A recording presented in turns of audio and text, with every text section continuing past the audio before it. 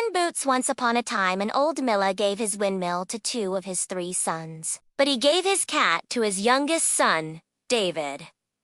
The cat was called Puss. Youngest son, David, holding Puss in Boots in air, being given just a cat, didn't seem fair, and David was a bit upset. His 2 brothers were happy with the windmill, but they didn't want David staying with them. David sat under his thinking tree where he always went to think things through. He thought to himself, "Puss, and I can live in that little house in the woods." David heard a voice behind him.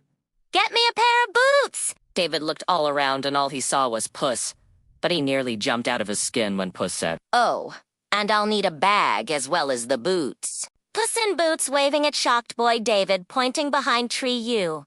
You can talk?" asked David nervously. "Yes, but keep it quiet. Get me the boots, and you will never have to work again." "Why do you want boots?" asked David.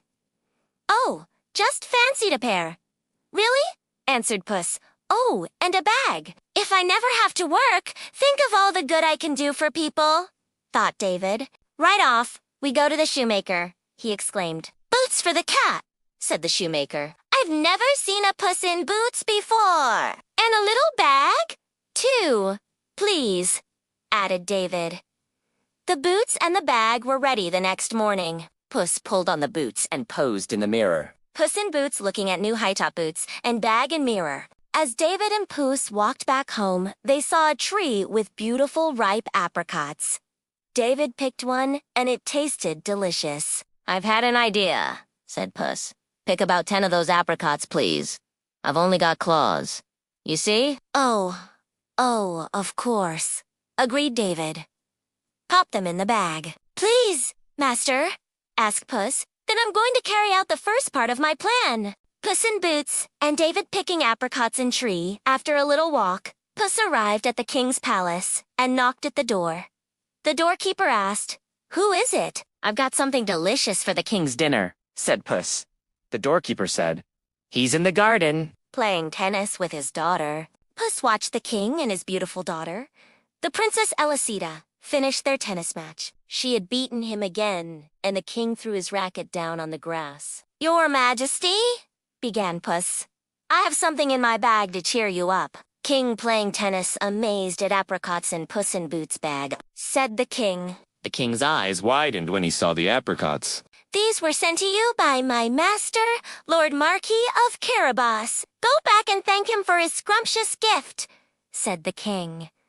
The princess called the butler. "Give this excellent talking cat a glass of our finest milk." Happy princess holding tennis racket. Puss in Boots drinking glass of milk over the next few days. Puss brought more apricots for the king. David was amazed when Puss told him about this imaginary Lord Marquis of Carabas. One day Puss told David to go to the river for a swim. While he was having a lovely swim, Puss took all his clothes and hid them behind a bush. Just as clever Puss had expected, the king's carriage came along. As soon as Puss saw the carriage, she cried out, "Your Majesty, my master was swimming and someone stole his clothes." Puss in Boots, talking to Princess and King Man swimming in river stolen clothes. "We can't have that, can we, dear?" he said to Princess Elisetta. "No, Daddy. He sent us all those delicious apricots, so we have to do something," she replied. The princess went back to the palace, picked out some fine clothes, and told the butler to take them back to the river. The butler handed Puss the clothes. Puss told the butler to go back to the palace to tell the king and Princess Elisetta that her master, the Marquis of Carabas, would be honored to have their company for tea. David was now dressed in such magnificent clothes that he looked like a prince. "David dressed like a prince. I don't think they'll like our little house in the woods, Puss," he said. "I have a plan." "Master," replied Puss, "follow me." They came to a field where harvesters were working. "Harvesters, the king and Princess Elisetta are coming, and just say the fields belong to the Marquis of Carabas." Now, a giant had a castle nearby, but he was on holiday, so David and Puss slipped inside. Giant's castle, the Marquis of Carabas. The king's carriage drove by, and the king asked the harvesters whose fields they were. They told him the Marquis of Carabas. He was very pleased. The king and Princess Elisetta arrived at the castle, and Puss went out and said, "Your Majesties, welcome to the home of my master, the Marquis of Carabas." And in they all went. The minute David and Princess Elisetta looked at each other, they fell in love. Princess Elisetta and David love. The king was very impressed with the castle and asked David if he would like to come to the palace to play tennis. It wasn't long until the king realized that the couple were very much in love and he agreed that they should marry. "Got any plans for the future?" asked the king. "We will buy the windmill so everyone in the village can have free bread forever, and lots of fruit from our trees," continued David. "Keep some apricots for me, won't you?" begged the king.